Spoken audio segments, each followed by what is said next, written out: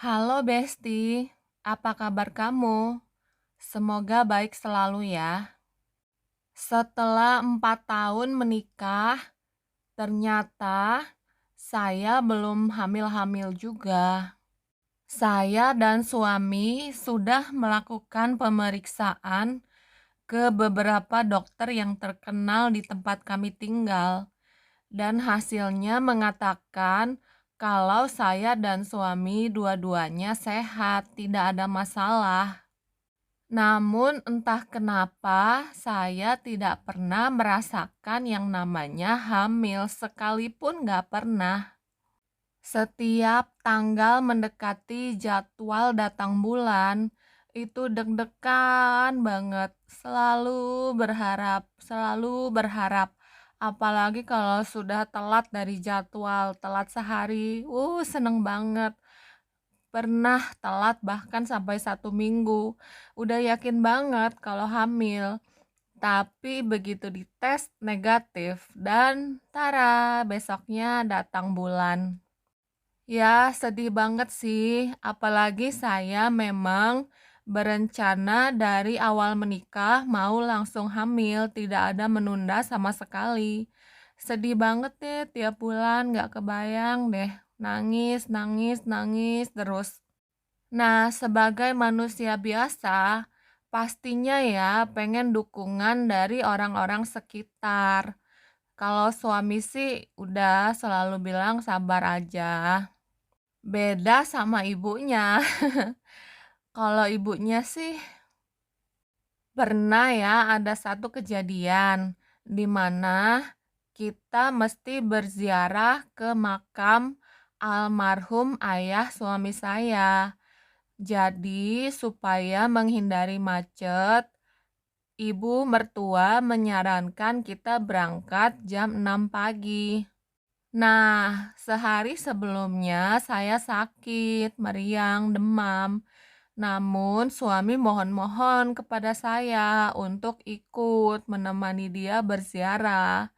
Ya udahlah, walaupun lagi sakit-sakit, saya paksain ikut.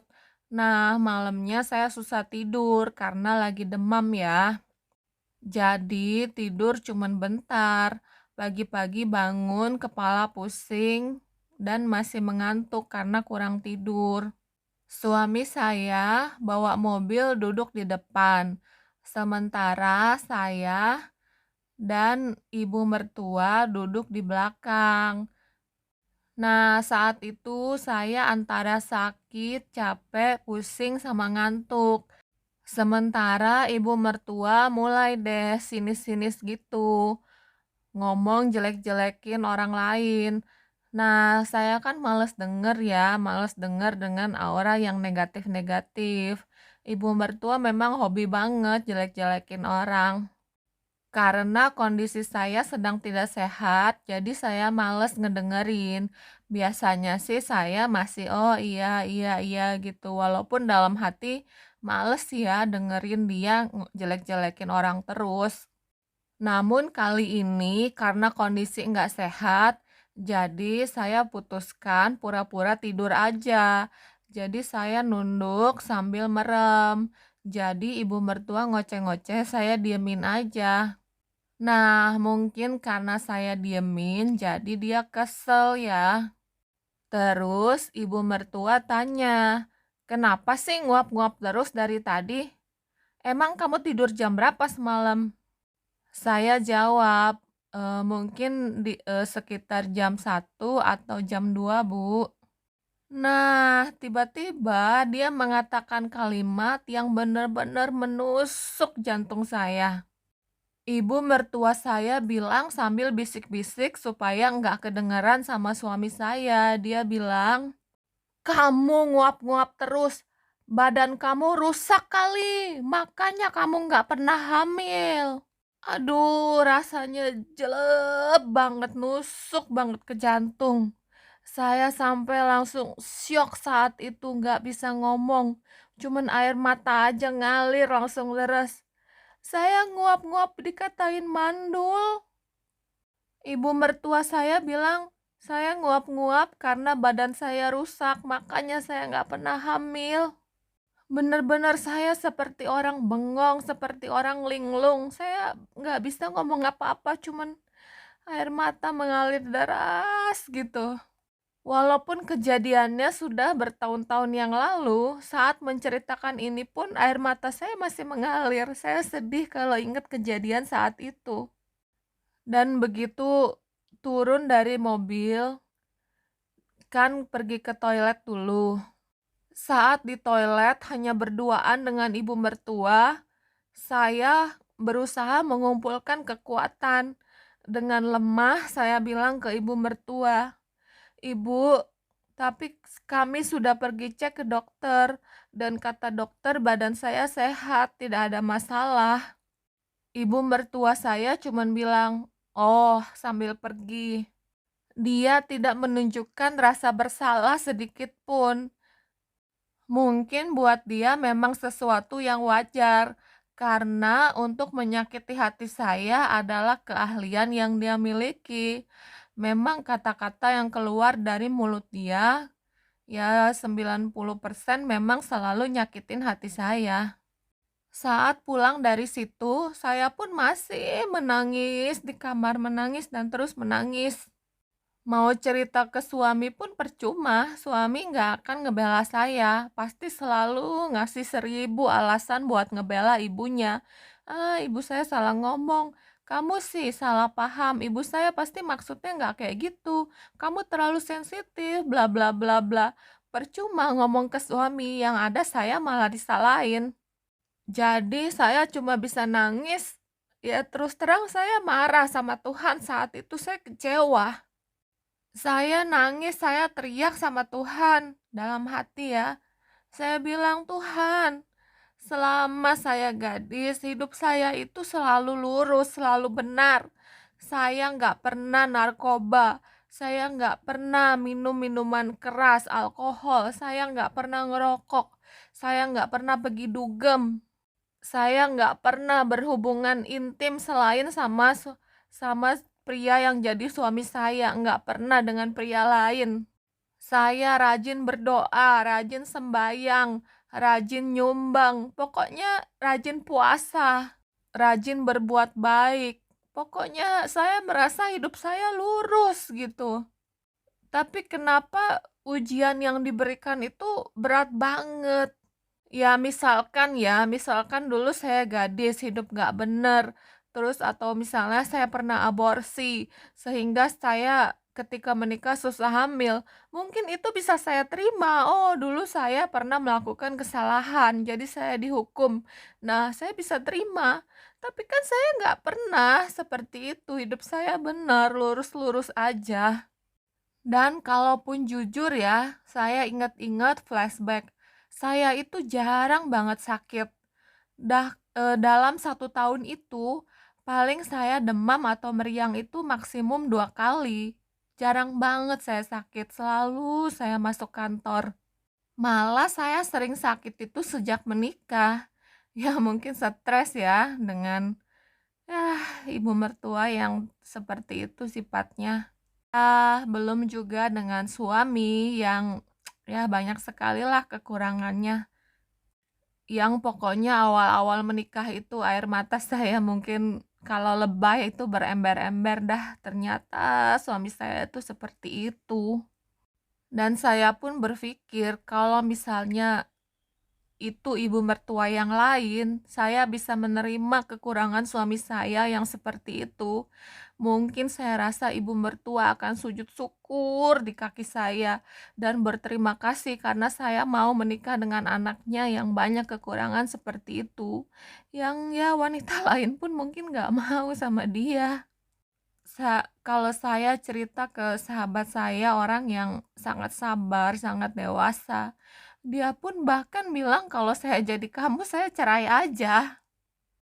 Keluarga saya pun, kakak-kakak saya menyuruh saya cerai aja. Tapi saya menganut agama yang melarang perceraian.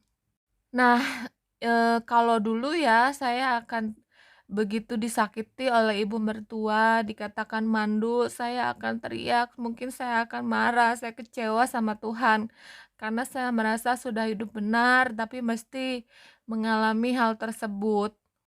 Cuma kalau saat ini saya akan berpikir berbeda. Nah, sekarang siapa sih yang pengen mandul? Nggak ada kan? Semua orang pingin bisa punya anak.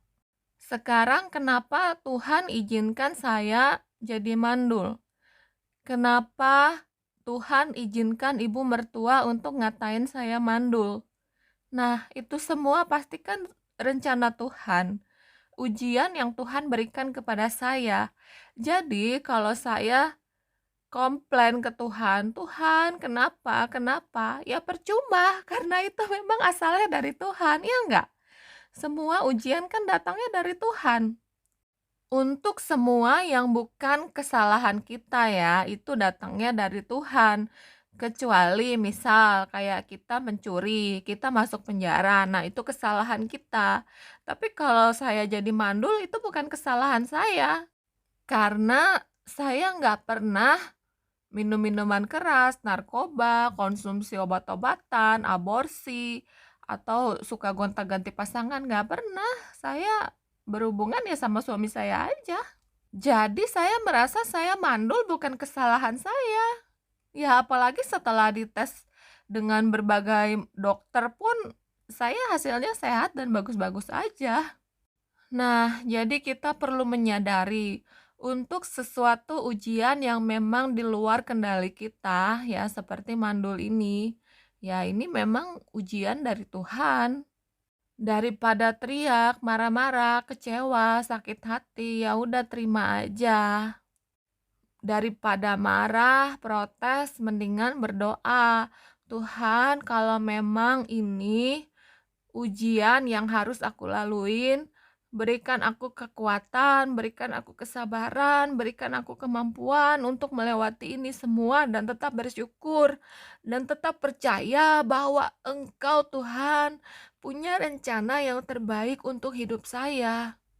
Nah, kalau ibu mertua ngatain saya mandul, ya mungkin memang benar. Kalau nggak mandul, pastikan saya udah punya anak, sudah melahirkan.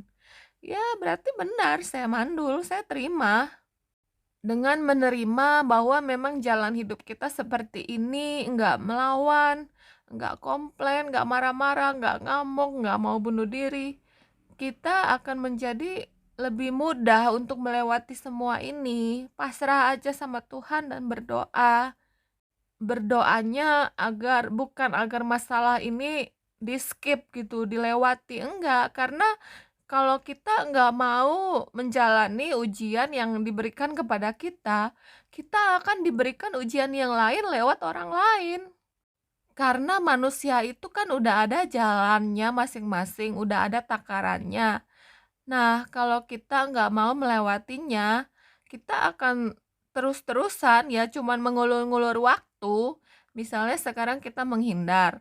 Nah, tapi ya bulan depan, tahun depan kita akan melewatinya karena itu emang udah takaran buat kita. Jadi mendingan kita ya udahlah pasrah terima, akan terasa lebih ringan. Apalagi kalau ujiannya ya cuman perasaan gini kan, perasaan gak berharga, perasaan direndahkan, dihina oleh mertua. Ya cuman sekadar perasaan, gak melukain secara fisik. Lebih berat ujian yang kena ke fisik, misalnya kita sakit atau maaf-maaf ya kehilangan anggota tubuh. Nah, itu ujian yang benar-benar berat banget dan susah banget untuk dilewati. Kalau cuma sekedar perasaan, dihina orang, dikatain orang, itu malah lebih mudah loh melewatinya. Ya, sudahlah kalau cuma perkataan dan hinaan dari orang, pasrah aja lah terima.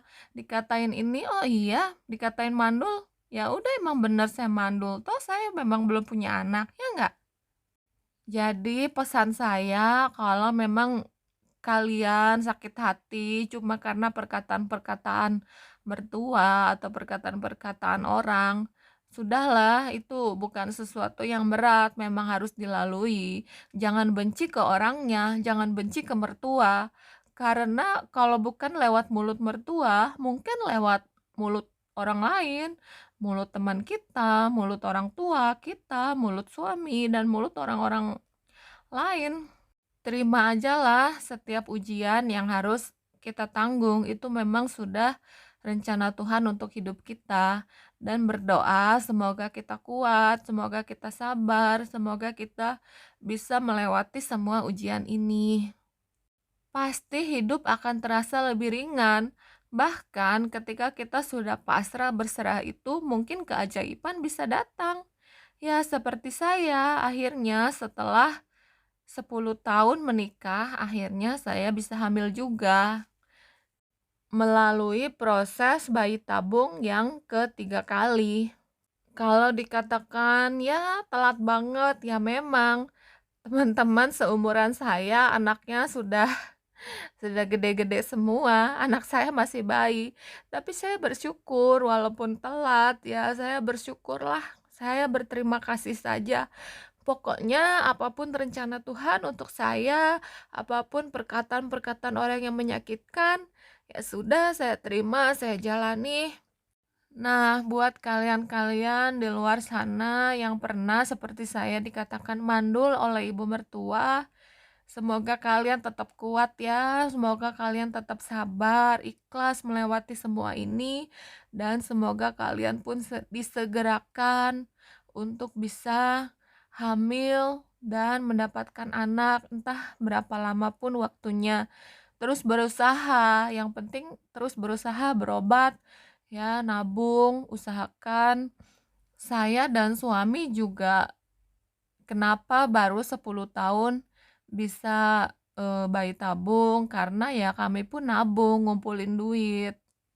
Ketika gagal yang pertama, kami menunggu lagi, nabung nabung nabung, baru bisa yang kedua. Memang pasrah perlu, tapi berusaha juga menurut saya perlu. Tetap harus ya berusaha, berobat ke dokter. Waktu gagal bayi tabung, saya sempat bilang sama suami, "Udahlah kita pasrah ajalah, mungkin emang takdir nggak bisa punya anak." Tapi suami bilang, "Enggak lah, kita harus berusaha terus." Apalagi usia kami berdua sudah nggak muda. Nah, jadi saat ini kami masih tinggal di rumah kontrakan. Kami tidak mau memikirkan untuk menyicil rumah dulu, tapi semua uang dipakai untuk berobat, untuk mengusahakan agar bisa mendapatkan anak. Mungkin uang memang bisa terus dicari selama kita masih bernapas. Nah, tapi kalau anak untuk wanita kan ada batas umur ya. Wanita kan hanya, 40 tahun sekian dan sudah nggak bisa lagi.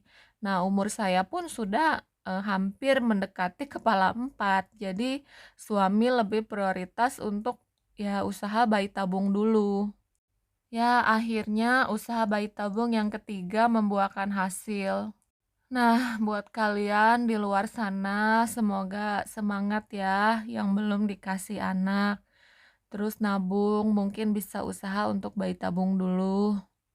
Daripada berdoa agar Tuhan membalas orang-orang yang jahat, agar Tuhan memberikan karma, mendingan berdoa agar kita dan suami sehat selalu, agar kita dan suami banyak rejeki, agar diberikan uang yang cukup untuk bayi tabung, agar kita bisa dikaruniai kenikmatan untuk bisa hamil dan melahirkan anak yang sehat.